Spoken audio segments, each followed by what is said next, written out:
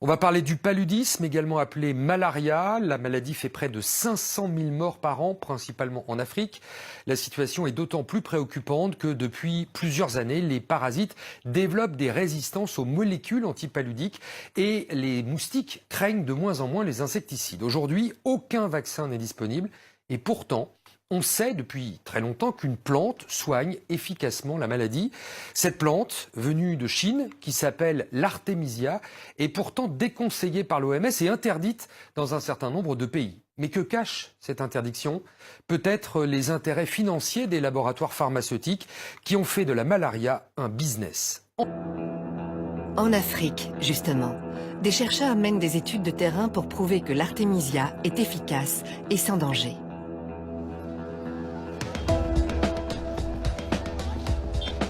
Nous sommes à Kindu, sur le fleuve Congo, dans la province du Maniema. Le docteur Jérôme Munyangi est un jeune chercheur congolais qui prend des risques.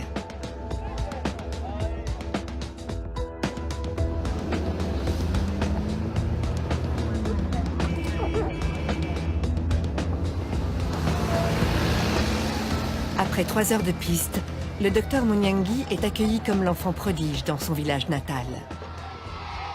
Artémisia! Artémisia!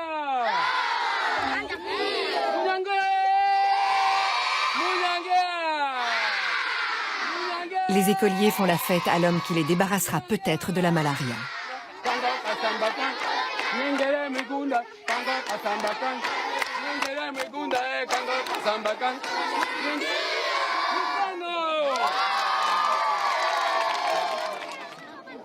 Le parcours du docteur Jérôme Munyangi est emblématique des difficultés rencontrées par les Africains qui défendent une médecine adaptée aux conditions du continent. Mon premier contact avec l'artémisia, suite à une crise de paludisme que je fais à Kinshasa.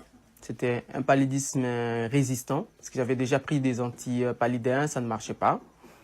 Et un ami qui travaille déjà avec l'artémisia m'a proposé la plante comme traitement. Je lui ai dit, bon, je n'aime pas les charlatans avec les plantes, qui traitent avec des plantes. Il a insisté beaucoup. Et le 3e jour, je me sentais déjà très bien. Il n'y avait plus de maux de tête, il n'y avait plus de fièvre, ainsi de suite. Et à la fin du traitement, le 7e jour, je suis parti refaire les examens des laboratoires. Tout était vraiment très bien. Je n'avais plus de plasmodium.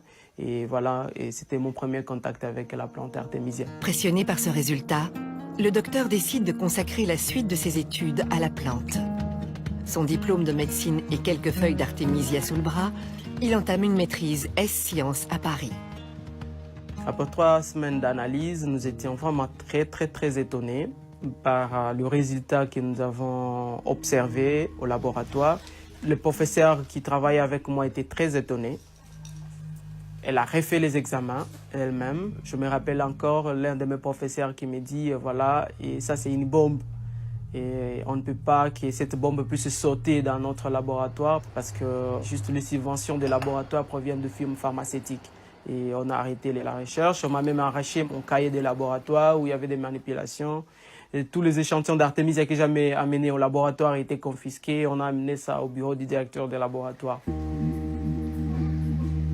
Pratiquement exclu de l'université et privé de bourse, le docteur Munyangi refuse d'abandonner.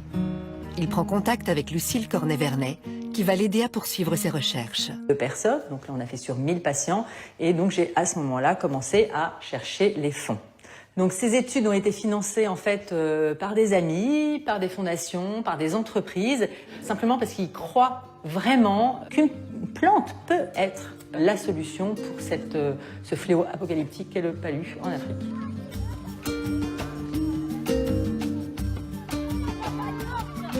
Une fois le financement acquis, le docteur débute l'étude au Maniema. «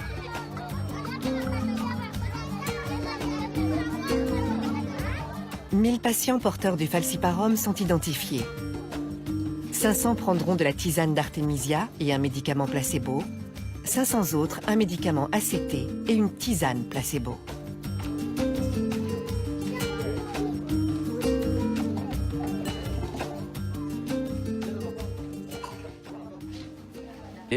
Et la tisane, les deux avaient un bon résultat clinique.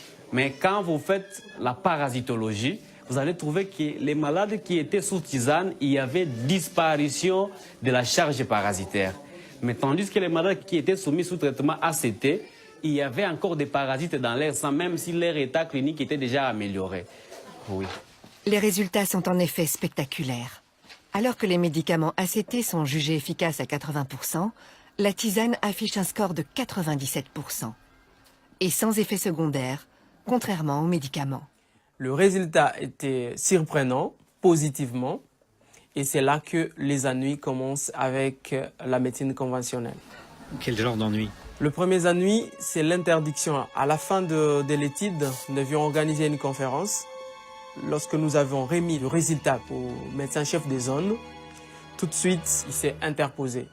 Il a dit « J'interdis, cette conférence n'aura pas lieu et je préfère que Jérôme puisse se taire et pas communiquer ses résultats à la population. » Ils ont vu que la tisane avait un meilleur résultat que les ACT et on nous a fait montrer que les différentes firmes pharmaceutiques risquent de couper leur appui. Et on a trouvé qu'il y avait orgueil, on m'a démis de mes fonctions. À votre avis, d'où viennent ces ennuis? À mon avis, les ennuis viennent de firmes pharmaceutiques. Qu'est-ce qui vous permet de dire ça? Après les publications des résultats, on a dit aux patients que voilà, la tisane était efficace et eux-mêmes l'ont observé. Et là, les patients n'achètent plus les ACT en fait. Nous devenons de plus en plus gênants. J'étais interpellé par un grand dépôt pharmaceutique à Kindu qui m'a dit mais nous avons les ACT, on n'arrive plus à les vendre vraiment à cause de votre étude. Et là, monsieur, vous êtes en train de piétiner sur nos business. Lorsque les médecins congolais parlent des firmes pharmaceutiques, ils ne font pas référence aux multinationales cotées en bourse. Les pressions s'exercent au niveau provincial. Ce n'est pas Big Pharma qui est à la manœuvre, mais les dépôts pharmaceutiques locaux.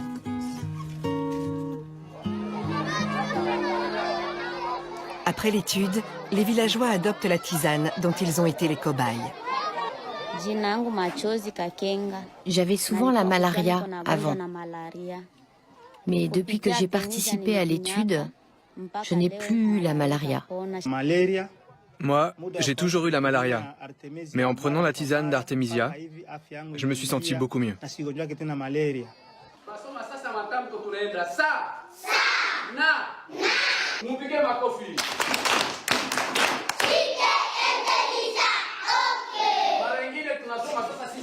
En 2016, à l'école du village, une autre expérience a été menée pendant 6 mois. Les enfants boivent la tisane d'Artemisia 2 fois par semaine, à titre préventif. Aucun écolier n'a attrapé la malaria durant cette période.